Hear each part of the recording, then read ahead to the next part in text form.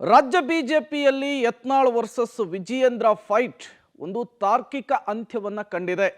ಅರ್ಥಾತ್ ರೆಬಲ್ ಶಾಸಕ ಬಸನಗೌಡ ಪಾಟೀಲ್ ಯತ್ನಾಳ್ ಪಕ್ಷದಿಂದ ಉಚ್ಚಾಟನೆಯಾಗಿದ್ದಾರೆ. ಬಿಜೆಪಿಯ ಹೈಕಮಾಂಡ್ ಈ ರೀತಿಯ ಕ್ರಮಕ್ಕೆ ಮುಂದಾಗಿರೋದು ಹಲವು ರೀತಿಯ ಲೆಕ್ಕಾಚಾರಕ್ಕೆ ಕಾರಣವಾಗ್ತಾ ಇದೆ. ಪಕ್ಷದಿಂದ ರೆಬಲ್ ನಾಯಕ ಬಸನಗೌಡ ಪಾಟೀಲ್ ಯತ್ನಾಳ್ ಔಟ್. ಬಿಜೆಪಿಯ ಭಿನ್ನರಿಗೆ ಹೈಕಮಾಂಡ್ನಿಂದ ದಂಡಂ ದಶಗುಣಂ ಅಸ್ತ್ರ. ಯತ್ನಾಳ್ ಉಚ್ಚಾಟನೆಯಿಂದ ಉಳಿದ ಭಿನ್ನರಿಗೂ ಕೂಡ ಲಬ್ ಡಬ್ ಶುರುವಾಗಿದೆ. ಪಕ್ಷ ವಿರೋಧಿ ಚಟುವಟಿಕೆಯ ಹಿನ್ನೆಲೆಯಲ್ಲಿ ಈಗಾಗಲೇ 5 ಶೋಕಾಸ್ ನೋಟಿಸ್ ಅನ್ನು ಕೊಡಲಾಗಿದೆ. ಹೊಸದಾಗಿ ನೋಟಿಸ್ ಪಡೆದವರಿಗೂ ಕೂಡ ಕಾದಿದೆಯಾ ದೆಹಲಿ ಶಾಸ್ತಿ ಅನ್ನುವಂತಹ ಪ್ರಶ್ನೆ. ಹಾಗಾದ್ರೆ ಉರುಳಲಿದೆಯಾ 2 ವಿಕೆಟ್? ಉಳಿದವರು ಡೌಟ್.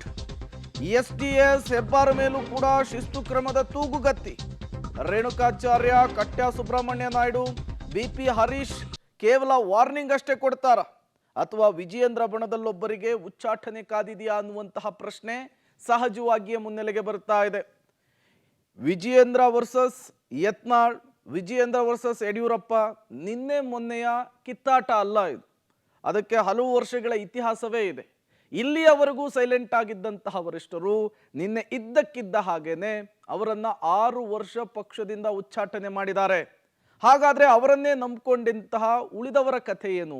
ಜೊತೆಗೆ ಪಕ್ಷ ವಿರೋಧಿ ಚಟುವಟಿಕೆಯಲ್ಲಿ ತೊಡಗಿಕೊಂಡವರಿಗೆ ಇದೇ ರೀತಿಯ ಶಾಕ್ ಆಗುತ್ತಾ? ನೋಡ್ತಾ ಹೋಗೋಣ. ಯತ್ನಾಳ್ ಬಳಿಕ ಡೇಂಜರ್ ಝೋನ್ ನಲ್ಲಿ ಮತ್ತಿನ್ಯಾರ್ಯಾರಿದ್ದಾರೆ?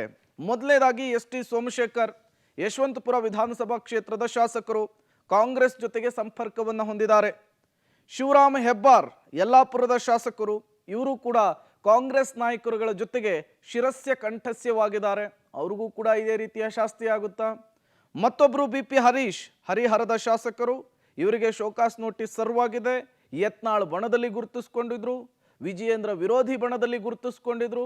ಇವರಿಗೆ ಕೇವಲ ಸೂಚನೆ ಅಷ್ಟೇ ಪಾಸ್ ಆಗುತ್ತಾ ಅಥವಾ ಇವ್ರ ಮೇಲೂ ಕೂಡ ಉಚ್ಚಾಟನೆಯ ಅಸ್ತ್ರ ಪ್ರಯೋಗವಾಗುತ್ತಾ? ಮತ್ತೊಬ್ಬರು ರೇಣುಕಾಚಾರ್ಯ, ಮಾಜಿ ಸಚಿವರು, ಇವರಿಗೂ ಕೂಡ ಶೋಕಾಸ್ ನೋಟಿಸ್ ಸರ್ವಾಗಿದೆ. ಇವರು ವಿಜಯೇಂದ್ರ ಬಣದಲ್ಲಿ ಗುರುತಿಸ್ಕೊಂಡಿದ್ರು. ಯತ್ನಾಳ್ ಸೇರಿದಂತೆ ರೆಬಲ್ಸ್ ವಿರುದ್ಧ ಆಗಾಗ ಗುಡುಕ್ತಾ ಇದ್ರು. ಕಟ್ಟಾ ಸುಬ್ರಹ್ಮಣ್ಯ ನಾಯ್ಡು, ಮಾಜಿ ಸಚಿವರು, ಇವ್ರಿಗೂ ಕೂಡ ಶೋಕಾಸ್ ನೋಟಿಸ್ ಸರ್ವಾಗಿದೆ. ಇವರು ಕೂಡ ವಿಜಯೇಂದ್ರ ಬಣದಲ್ಲಿ ಗುರುತಿಸ್ಕೊಂಡಿದ್ರು. ರೆಬಲ್ ಶಾಸಕರ ವಿರುದ್ಧ, ನಾಯಕರುಗಳ ವಿರುದ್ಧ ಗುಡುಗುವಂತಹ ಕೆಲಸವನ್ನ ನಿರಂತರವಾಗಿ ಮಾಡಿಕೊಂಡಿದ್ದಾರೆ. ಹಾಗಾದ್ರೆ ಇವರ ತಲೆದಂಡ ಆಗುತ್ತಾ? ಕೇವಲ ಇವರಿಗೆ ಸೂಚನೆಯನ್ನು ಕೊಟ್ಟು ಸುಮ್ಮನಾಗ್ತಾರ ವರಿಷ್ಠರು ಅನ್ನೋದು ಈಗಿರುವಂತಹ ಪ್ರಶ್ನೆ. ಇವರೆಲ್ಲರೂ ಕೂಡ ಡೇಂಜರ್ ಝೋನ್ ನಲ್ಲಿರೋರು. ಇವರೆಲ್ಲರಿಗೂ ಕೂಡ ಶೋಕಾಸ್ ನೋಟಿಸ್ ಹೋಗಿರುವಂಥದ್ದು. ಹಾಗಾಗಿ ವರಿಷ್ಠರ ನಡೆ ಸಹಜವಾಗಿಯೇ ಕುತೂಹಲಕ್ಕೆ ಕಾರಣವಾಗ್ತಾ ಇದೆ. ಈ ಉಚ್ಚಾಟನೆ ಅನ್ನುವಂತಹ ತೂಗುಗತ್ತಿ ಮತ್ಯಾರ್ಯಾರಿಗೆ ಉರುಳಾಗುತ್ತೆ ಅನ್ನುವಂತಹ ಪ್ರಶ್ನೆ ಸಹಜವಾಗಿಯೇ ಮುನ್ನೆಲೆಗೆ ಬರ್ತಾ ಇದೆ.